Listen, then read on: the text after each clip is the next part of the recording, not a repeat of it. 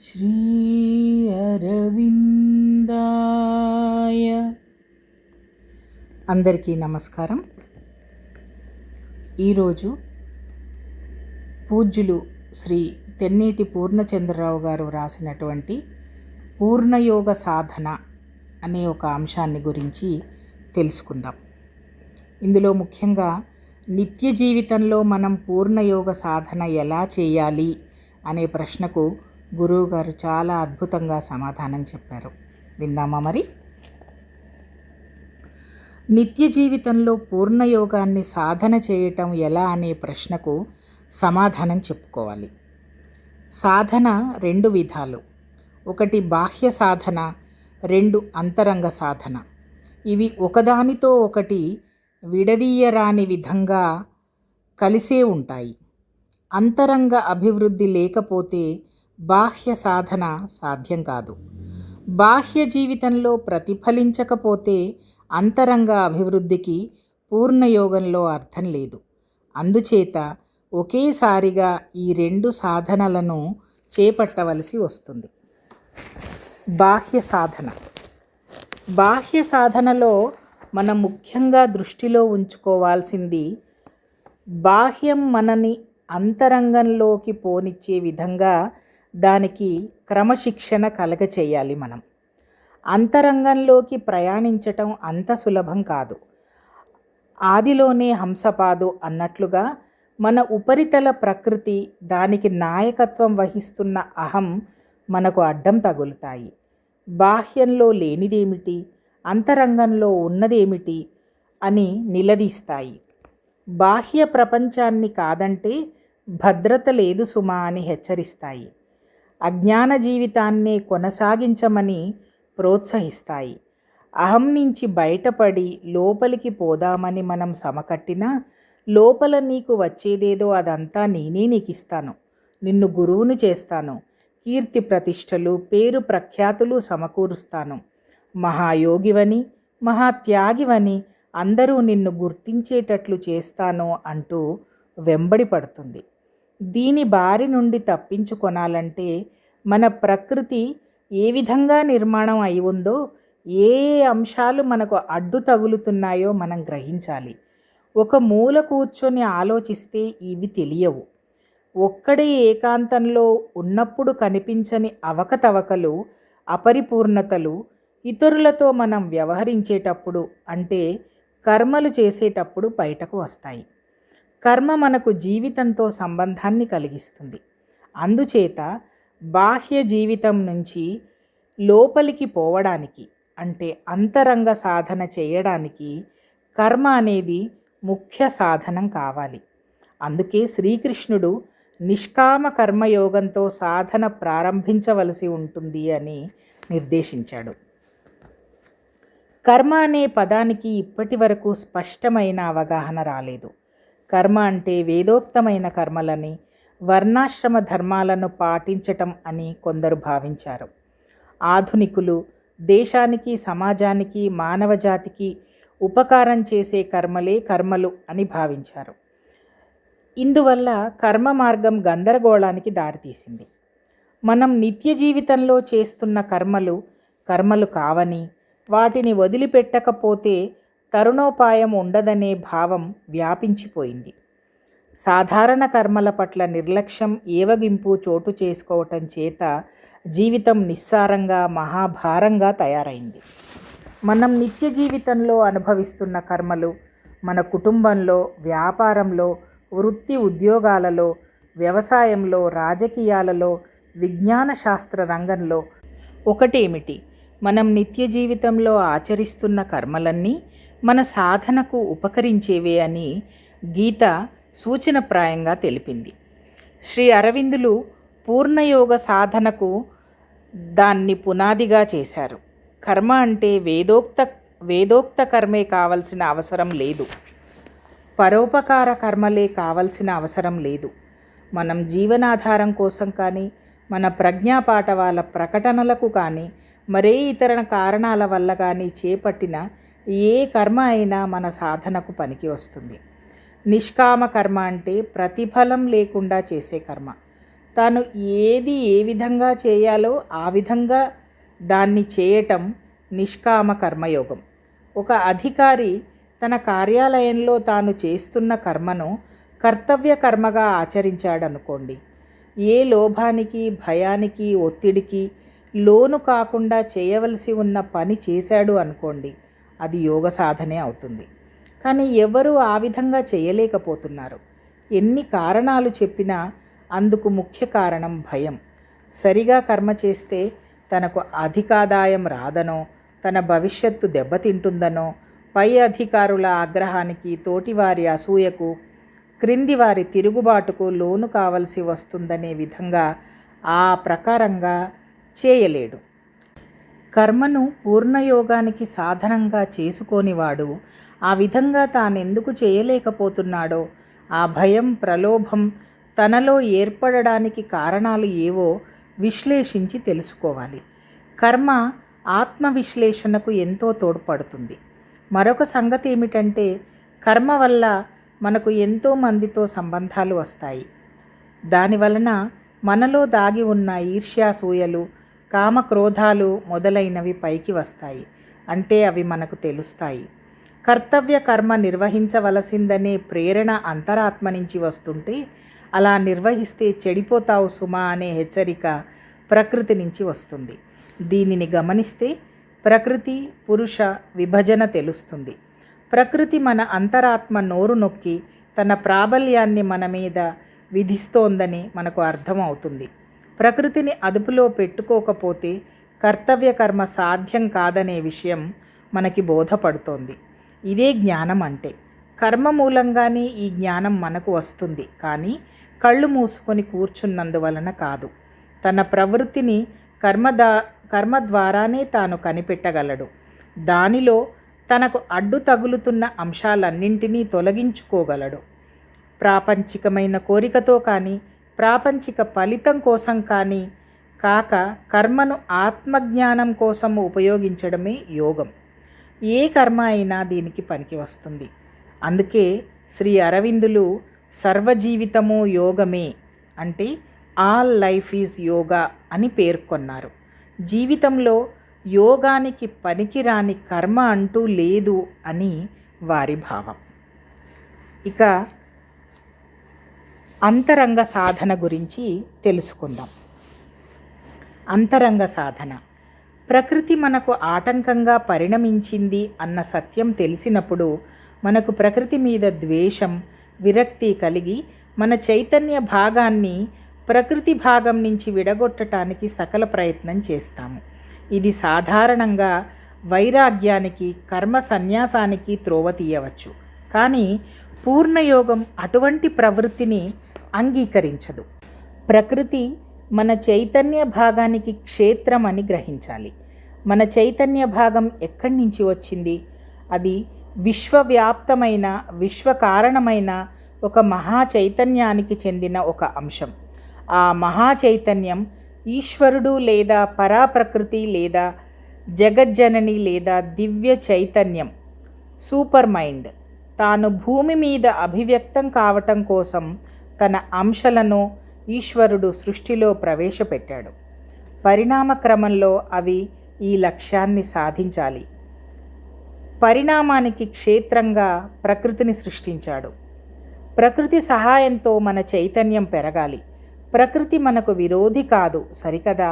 పరమేశ్వరుని ఆజ్ఞను అనుసరించి ఆమె ప్రవర్తిస్తుంది. మన కర్మ ద్వారా ఆ పరమ చైతన్యంతో సంబంధం కలిగించుకోవాలి. కర్మ వల్ల మనకు ఆత్మజ్ఞానం కలిగింది. చైతన్య భాగం వేరుపడింది, ఈశ్వరునితో సంబంధం కలిగించుకుంది.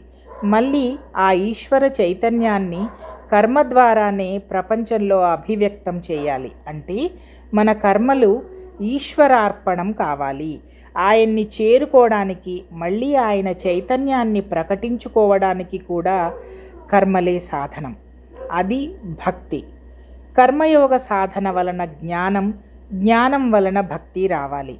ఇదంతా జరుగుతూ ఉండగా కర్మ కొనసాగుతూనే ఉంటుంది. దీనిని బట్టి పూర్ణయోగ సాధనకు మన కర్మయే కేంద్రం కావాలని తేలింది. అయితే దానికి జ్ఞానము, భక్తి పునాదులు కావాలి. జ్ఞానాన్ని, భక్తిని వదిలిపెట్టి కేవలం కర్మల వెంబటి పడడం పునాది లేకుండా భవనం కట్టడం లాంటిది. ఇప్పుడు పూర్ణయోగ సాధనలో మనం అవలంబించవలసిన విధానమేదో ఒకసారి చూద్దాం. మొట్టమొదటిది, మన కర్మలలో వీలైనంత వరకు ప్రేమను చొప్పించాలి. అధికారం కోసమో, హక్కుల కోసమో, ఇతరుల మీద దురాక్రమణ చేయుట కోసమో కర్మ చేయకూడదు. అటువంటిది ఏదైనా జరుగుతోందా అని 1000 కళ్ళతో కళ్ళల్లో ఒత్తులు వేసుకొని చూడాలి. ఏ విధమైన మాలిన్యం కనపడ్డా నిర్మోహమాటంగా, నిష్కర్షగా దానిని తొలగించుకోవాలి. తొలగించిన కొద్దీ మాలిన్యాలు కనబడుతూ ఉంటాయి. దాని వలన భయపడడం, నిరాశా నిస్పృహలకు లోను కావటం జరగకూడదు. మన అహంకారం మనను గురించి మనకు కలిగించిన అభిప్రాయం తప్పు అని తెలిసినప్పుడు గొప్ప అఘాతం అవుతుంది. దానిని తట్టుకోవడం కష్టం. అందుకే యోగ సాధన ఒక పోరాటం. అందరూ దీనికి అర్హులు కారు. భయం లేకుండా తమ నిజస్వరూపాన్ని తాము చూసుకోగలవారు, దాన్ని పరివర్తన చేసుకోగల సాహసం ఉన్నవారు మాత్రమే ఇందులో ప్రవేశించాలి. మనం మన కర్మల్లో ప్రేమను ప్రవేశపెట్టినంత మాత్రాన ఇతరుల నుంచి అటువంటి ప్రతిస్పందన వస్తుందని ఆశించటం, లేకపోతే వారితో కలహించటం, వారి పట్ల కోపతాపాలు పెంచుకోవటం వంటి వాటికి స్వస్తి చెప్పాలి. మన సాధన మన కోసం కానీ వారి కోసం కాదని గుర్తుపెట్టుకోవాలి. ఎన్నో బాధలు రావచ్చు, అయినా సరే మన మార్గాన్ని మనం వదలకూడదు. జ్ఞానం కలవానికి బాధ్యత పెరుగుతుంది. వీలైతో వారిలో మార్పులు తీసుకురావటానికి ప్రయత్నించవచ్చు. అలా కుదరదంటే మన మార్గాన్ని మనం మాట్లాడకుండా అనుసరించాలి. ఇది కంటకాకీర్ణ మార్గం, కత్తి మీద సాము. చిన్న విమర్శకు కూడా తట్టుకోలేని వారు ఈ సాధనకు పనికిరారు. అచంచల విశ్వాసంతో, చెక్కు చెదరని ధైర్యంతో ముందుకు పోవాలి. ఇక రెండవ విషయం ఏమిటంటే, వీలైనంత వరకు బాహ్య ప్రపంచంతో సంబంధం తగ్గించుకోవాలి. ఇతరులకు సలహాలు చెప్పటం, విమర్శించటం, వాగ్వాదాలకు దిగటం పూర్తిగా వదిలివేయాలి. మనం ఆచరించే, అనుసరించే కర్మయోగానికి అవసరం అయినంత మేరకు మాత్రమే మనం ప్రపంచ జీవితంతో సంబంధం పెట్టుకోవాలి. సరళమైన జీవితం గడుపుతూ ఆడంబరాలకు, ఆర్భాటాలకు దూరంగా ఉండాలి. మనస్సును నిశ్శబ్దంగా ఉండేటట్లు చూసుకోవాలి. దీనికి 2 మార్గాలు ఉన్నాయి. ఒకటి ధ్యానం, 2 స్వాధ్యాయం. వీలైనంత వరకు ఎక్కువసేపు మన చైతన్యాన్ని ఉన్నత భూమికలలో ఉంచాలి. దీనికి ఈ 2 మార్గాలు తోడ్పడతాయి. అయితే వీటికి మితిమీరిన ప్రాధాన్యత ఇస్తూ సమయాన్నంతా ధ్యానంలో కానీ, స్వాధ్యాయంలో కానీ గడపకూడదు. కర్మలో పరిశుద్ధత కోసం ఉపయోగించుకోవాలి, కానీ కర్మనే వదిలిపెట్టడం కోసం కాదు. ధ్యానం, స్వాధ్యాయం లేకపోయినా పర్వాలేదు, కానీ కర్మ లేకుండా పూర్ణయోగం లేదు. ఆధ్యాత్మిక అభివృద్ధికి కర్మ సాధనం కావాలి అనేది పూర్ణయోగ దృష్టి. ఇక మూడవది, ఏ కర్మలోనైనా ఆధ్యాత్మిక ఉన్నతి సాధ్యమే అని తెలుసుకోవాలి. కర్మలో గొప్పవని, కొద్దివని, చిన్నవని విచక్షణ చేయకూడదు. అలాగే మనుష్యులను కూడా చిన్నవారు, పెద్దవారు అనో, జ్ఞానులు, అజ్ఞానులు అనో మరే విధంగానూ విచక్షణ చేయకూడదు. ప్రతి వ్యక్తి దైవాంశ. దాన్ని ప్రకటించడానికి అతడు శ్రమ పడుతున్నాడు. అందువలన ఎవరి పట్ల మనకు నిరసన భావం కానీ, ఏవగింపు కానీ ఉండకూడదు. కొందరిలో విద్య, ధనం, ఆకారం మొదలైనవి ఎక్కువగా ఉండవచ్చు, కొందరిలో అవి లేకపోవచ్చు. అంత మాత్రాన మనం వారిని సామాన్యులని అవహేళన చేయకూడదు. పెద్ద పెద్ద పథకాలు, కళ్ళు జిగేలుమనిపించే ఆర్భాటాలు, జనసమూహాలు మనను ఆకర్షించకూడదు. పెద్దదే కానీ, చిన్నదే కానీ సత్యాన్ని ప్రకటిస్తే అది మనది, లేకపోతే కాదు. ఇక 4వది, కోరికలకు మనం దాసులం కాకూడదు. శ్రీ మాతారవిందులు ఏమి కావాలో, ఎప్పుడు, ఎక్కడ, ఎవరి చేత ఏ విధంగా తమకు కావలసింది చేయించుకోవాలో వారికి తెలుసు అనుకోవాలి. వారి కార్యానికి ఉపకరణాలం కాగలిగితే మన జన్మ ధన్యమైంది అనుకోవాలి. కానీ నేను వారి ఉపకరణాన్ని, మిగతా వారు కాదు కనుక నేనే గొప్పవాణ్ణి అని అనుకోకూడదు. జీవితంలో వారి సందేశాన్ని తీసుకొని రావటానికి ప్రయత్నించాలి. కానీ ప్రచారాలకు, ప్రబోధానికి అగ్రస్థానం ఇవ్వకూడదు. నిశ్శబ్దంగా, నెమ్మదిగా, భక్తి శ్రద్ధలతో జరిగే కర్మ వలన లోతైన ఫలితాలు వస్తాయి. కానీ ఆర్భాటంగా, హడావుడిగా, ప్రదర్శన కోసం జరిగే కర్మ మనలను అధోగతికి లాగుతుంది. ఇక 5వది పూర్ణయోగం, ప్రేమయోగం కనుక ప్రతిఫలం ఆశించని సేవ అందులో ముఖ్యం. నిజమైన కర్మ ఇతరులకు ఏదో విధంగా సేవగా ఉపయోగిస్తుంది. ఆ సేవకు తగిన ప్రతిఫలం రావటం లేదనే నిస్పృహ యోగ సాధనకు అడ్డమవుతుంది. సేవ వల్ల మనకు ఇతరుల అంతరాత్మలతో ఏకత్వం లభిస్తుంది. సాధకులు పరస్పరం ప్రేమించుకోవాలి, ఒకరికొకరు సేవ చేయాలి. నా కర్మ నాది, ఇతరులతో నాకు సంబంధం లేదు అనుకోవటం అజ్ఞానం. దానికి ఏ విధంగానూ తావు ఇవ్వకూడదు. ఇక 6వది సాధారణ కర్మయోగంలో మనం ఎంచుకున్న కర్మనే మనం చేస్తాం, లేదా ఇతరులు విధించిన కర్మలను చేస్తాం. అవి కాక మన చైతన్యాన్ని పెంచే కర్మలు కూడా కొన్నింటిని మనం చేయాలి.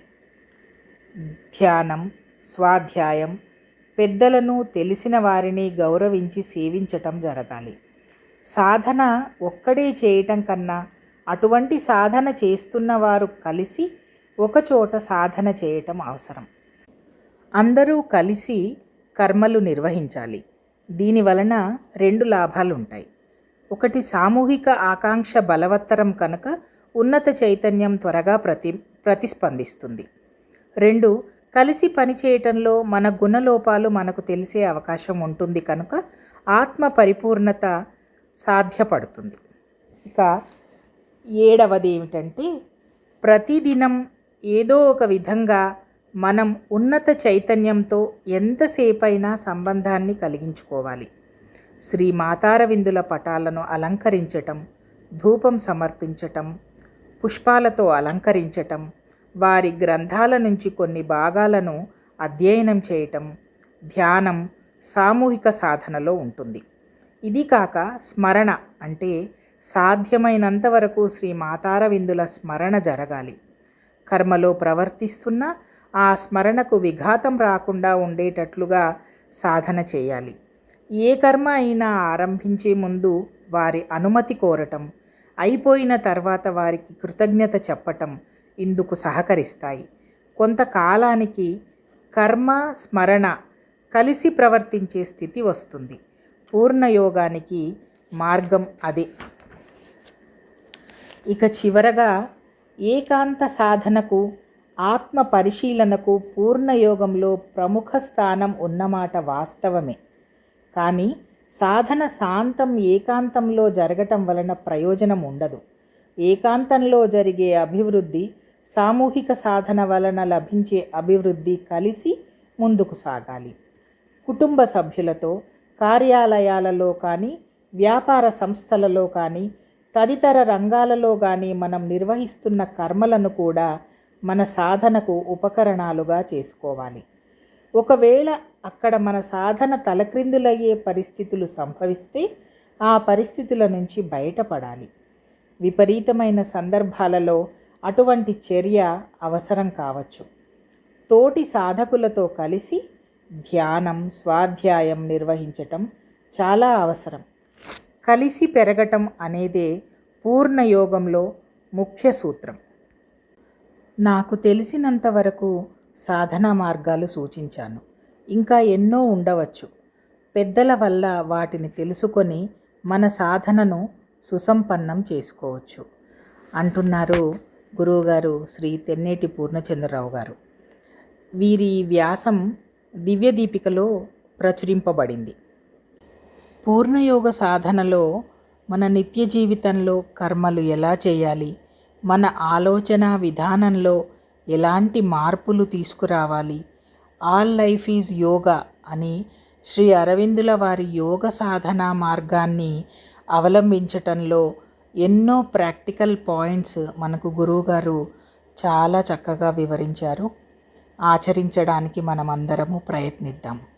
సర్వే జనా సుఖినో భవంతు. అందరికీ నమస్కారం.